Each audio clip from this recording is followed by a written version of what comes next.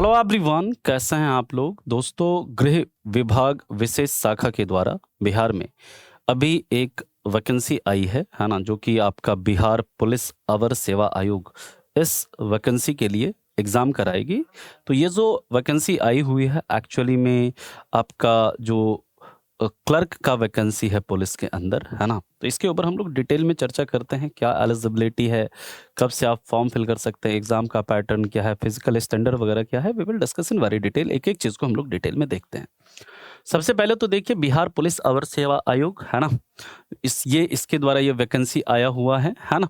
और ये क्या है, तो गृह विभाग विशेष शाखा बिहार पटना के अंतर्गत बिहार गृह रक्षा वाहिनी जो सेवा संवर्ग में आम अभ्यर्थियों से अधिनायक लिपिक के निम्नलिखित पद पर, अधिनायक लिपिक जो होता है उसके ऊपर आपका एक जो है वैकेंसी जो है आया हुआ है, जिसमें कि आपका फॉर्म फिल करने का जो डेट है, आवेदन को मतलब अप्लाई करने की जो प्रारंभ की तिथि है वो 2 जनवरी यानी कि आज से ही आपका ये जो है स्टार्ट हो जाएगा।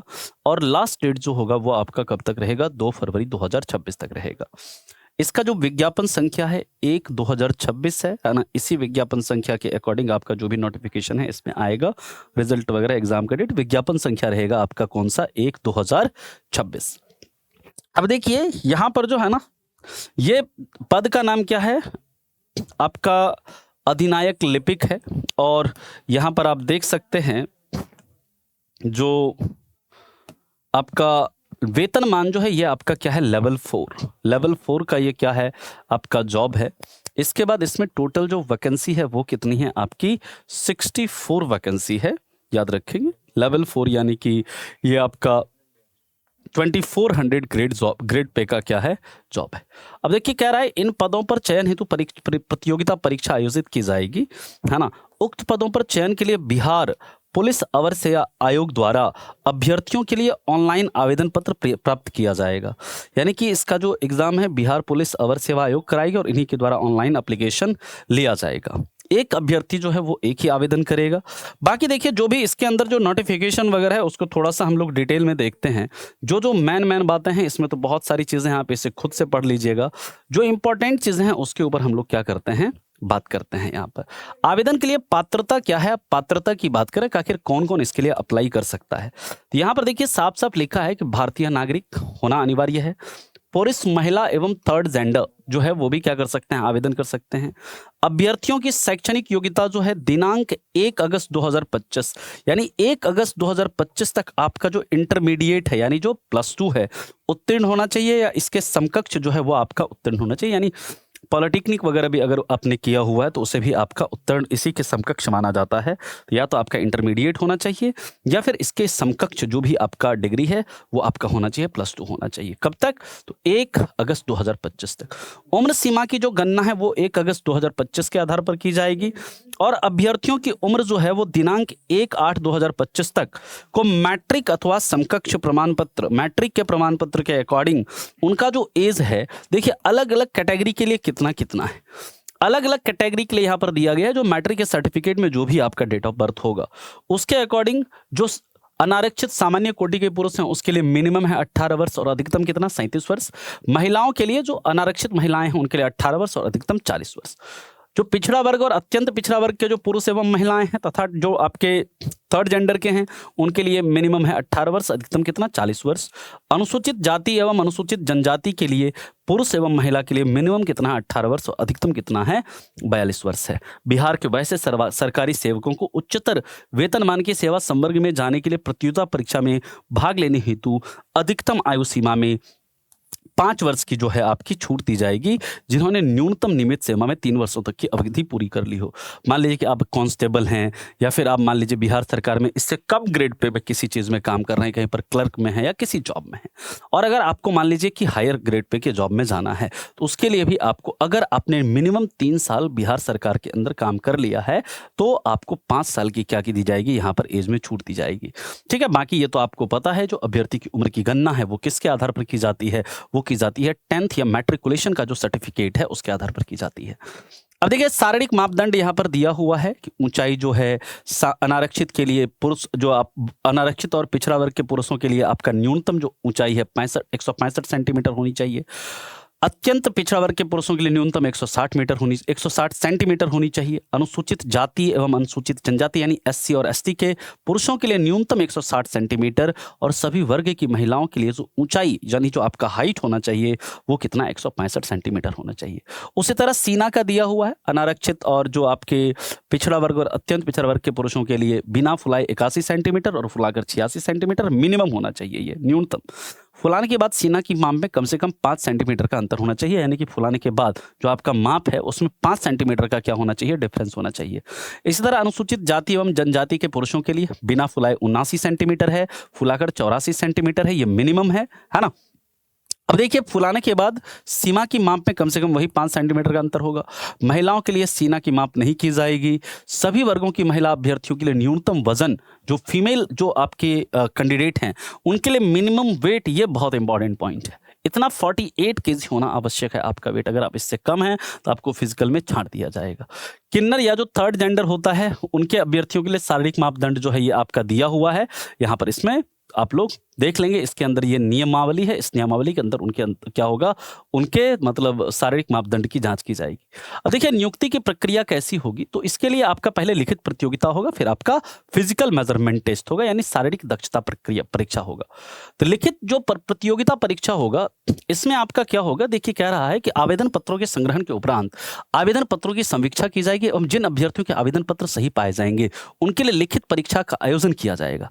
लिखित परीक्षा का जो स्तर है बिहार विद्यालय परीक्षा समिति यानी बिहार बोर्ड का जो 10वीं कक्षा अथवा समकक्ष स्तर का होगा। लिखित परीक्षा में क्या क्या सब्जेक्ट पूछेगा, हिंदी, अंग्रेजी, गणित, सामाजिक विज्ञान, उसके बाद फिर आपका सामान्य ज्ञान और समसामयिकी मामले से संबंधित वस्तुनिष्ठ यानी ऑब्जेक्टिव प्रश्न होंगे। टोटल जो है आपका 100 मार्क्स का पेपर होगा। 100 मार्क्स में आपका 2 घंटे, यानी सिंपल आप देखो बिहार पुलिस का जो पेपर होता है ना, सेम वैसा ही आपका पेपर मोटा मोटी रहेगा। इसमें आपका प्रश्न पत्र जो है 2 घंटे का होगा। एक प्रश्न पत्र में कुल 100 प्रश्न होंगे जिसमें प्रत्येक सही उत्तर के लिए 1 अंक दिया जाएगा।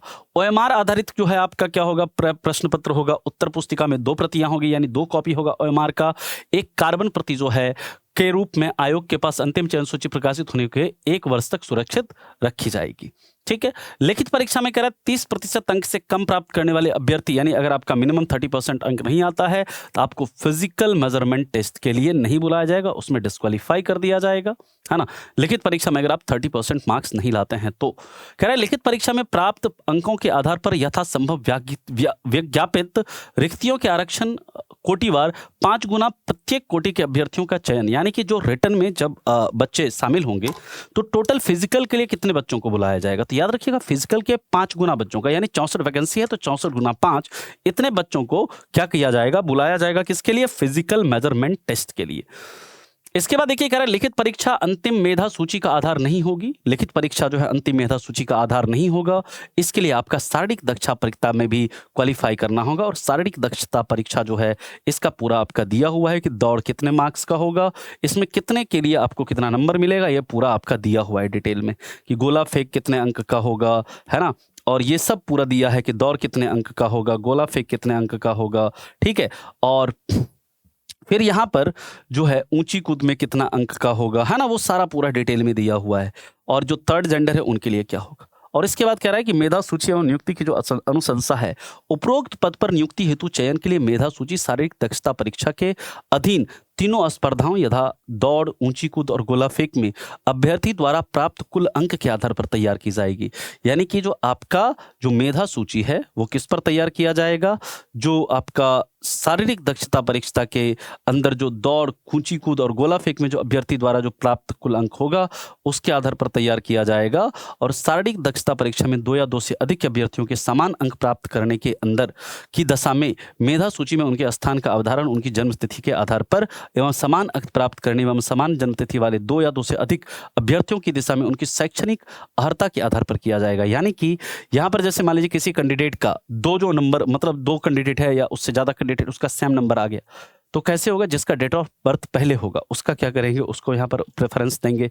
और साथ ही साथ यहाँ पर अगर मान लीजिए कि जन्मतिथि भी सेम हो गया और क्या कहते हैं अंक भी समान हो गया, तो वहाँ पर जो एजुकेशनल क्वालिफिकेशन है उसको क्या किया जाएगा, उसको मतलब आपका मतलब प्रेफरेंस दिया जाएगा। इस प्रकार समान अंक प्राप्त करने वाले अभ्यर्थियों में अधिक उम्र वाले, है ना, समान प्राप्तांक एवं समान जनप्रति वाले अभ्यर्थियों की दशा में उच्चतर शैक्षणिक अर्हता वाले अभ्यर्थी का स्थान मेधा सूची में उच्चतर रखा जाएगा।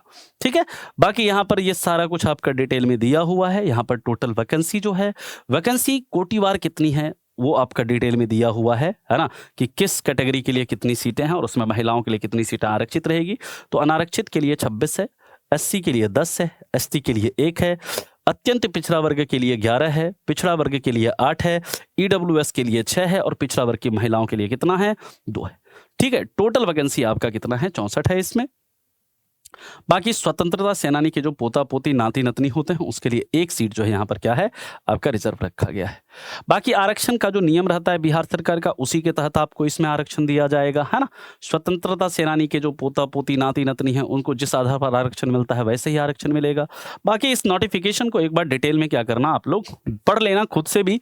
सभी अभ्यर्थियों के लिए आयु सीमा का कट ऑफ डेट आपको बता दिया कि 1 अगस्त 2025 रहेगा, चाहे मिनिमम एज हो चाहे मैक्सिमम एज हो। ये जो काउंट किया जाएगा 1 अगस्त 2025 के आधार पर किया जाएगा।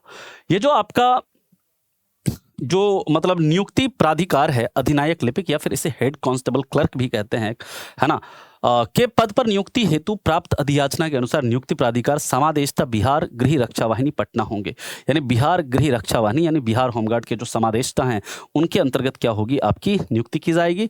बाकी मेडिकल जांच वगैरह, चरित्र एवं पूर्ववृत्त सत्यापन वगैरह ये सब भी आपका मतलब जो है करवाया जाएगा, है ना। लिखित परीक्षा, शारीरिक परीक्षा, दक्षता परीक्षा के समय अभ्यर्थी कोरोना संक्रमण से बचाव हेतु, ये सब खैर नॉर्मल चीजें हैं।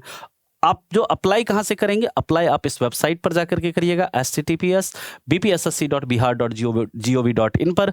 वहां पर जाकर के आपको लिंक मिलेगा, उस पर जाकर के क्या करना है, आपको अप्लाई कर देना है। सभी वर्ग के लिए, चाहे सभी वर्ग के पुरुष एवं महिला एवं थर्ड जेंडर के जो अभ्यर्थी हैं उसके लिए आवेदन पत्र का जो शुल्क है वो कितने हैं, मात्र आपके 100 रुपए हैं। बाकी ये जो पेमेंट है आप किसी तरीके से भी कर सकते हैं, credit card, debit card, net banking, है ना, यूपीआई ट्रांजैक्शन, अलग अलग पेमेंट मोड में आपका अवेलेबल होगा, ये आप कर सकते हैं।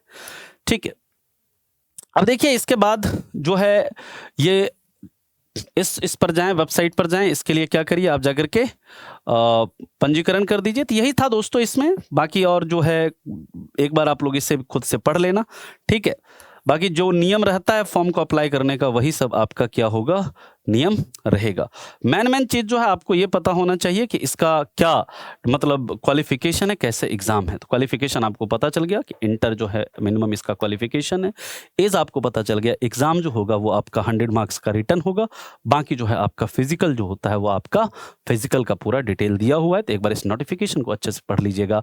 टोटल 64 वैकेंसी है, ठीक है। तो जिन भी बच्चों को मतलब इसका फॉर्म फिल करना है वो जाएं और फटाफट से क्या करिए, आज से ही इसका फॉर्म फिल होना स्टार्ट हो रहा है, फॉर्म को फिल कर दीजिएगा। डिटेल भरते समय सारे डिटेल्स को सही तरीके से फिल करिएगा। एज वगैरह, नाम, मदर्स नेम, फादर्स नेम, ये सब अच्छे से, कैटेगरी ये सब सही से फिल करेंगे, है ना।